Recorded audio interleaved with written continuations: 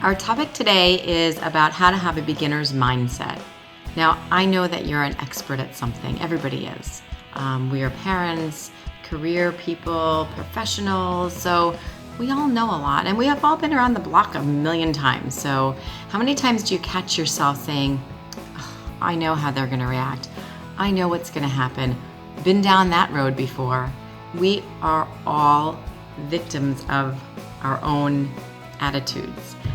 Sometimes when we get into that expert's mindset, we actually end up stifling our growth to see what could possibly happen because of the fact that we're so in tune with what we know has already happened.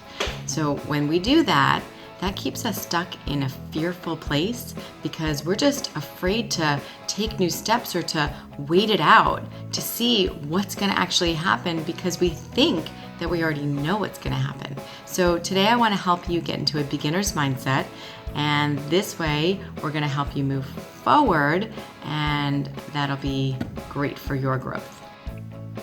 So concept number 1 is to embrace your fear. Fear and love are exact opposites.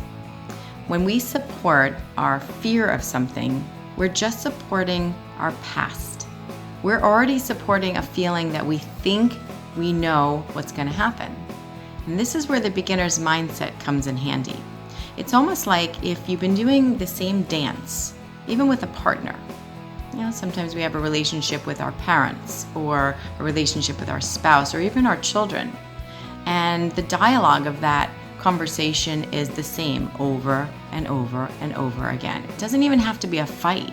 It could just be a conversation, but it might feel familiar. And so when you say something, you know already what the other person's going to say back. And that becomes a dance. And sometimes that dance isn't supporting the ability of you to be able to move forward or upward or in a different direction. And it just feels so anchored and awful. So having a beginner's mindset will help you to be able to start a new song, to do a new dance. And that does take a lot of courage. So as you embrace your fears, I want you to remember about how very, very courageous that is. And that will help you move to the next step. So concept number 2 is don't be a judge. Many times when we're trying to make changes in our lives, it's because we're drawn to something. Our intuition is telling us, hey, you know what? You need to do that. But what happens is that our dreams get left on the pillow. So we might climb into bed at night, and we start thinking and being like, wow, I'd really like to leave my job, or I'd really like to change my marital situation, or I'd really like to help with something in some area of my life to make some changes. But then we start to judge ourselves. We start to listen to those deep, dark voices inside of our head that says, yeah, well, that would be good if only if I could do that, or if I had more money, or if I was thinner, or if I was prettier. We start to judge the outcomes before we ever get enough courage to move forward to actually see what's on the other side of that fear. So when we can lose our judgments, we then are not locked into this mapped out scenario, and we just let it flow freely and naturally. Once we can do that, then the opportunities will just come to you.